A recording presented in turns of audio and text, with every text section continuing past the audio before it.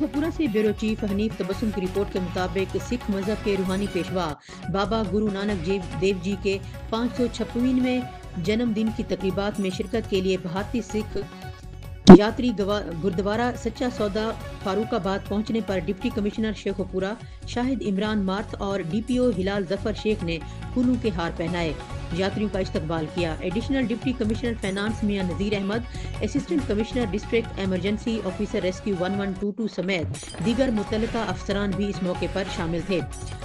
इस मौके पर भारतीय सिख यात्रियों को फूलों के गुलदस्ते पेश किए गए और उन पर फूलों की पत्तियां निछावर की गईं। Deputy commissioner Shahid Imran math ने इस मौके पर मीडिया नुमाइंदगान से गुफ्तगू करते हुए कहा कि दुनिया भर से आने वाले यात्रियों को दिल की गहराइयों से खुशामदीद कहते हैं।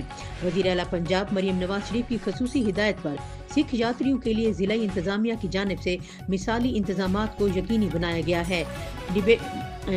कमिश्नर शाहिद इमरान मार्थ ने कहा है कि सिख यात्रियों को क़याम और तवाम, ट्रांसपोर्ट, मेडिकल समेत दीगर बेहतरीन सहूलियात फराहम की जा रही हैं।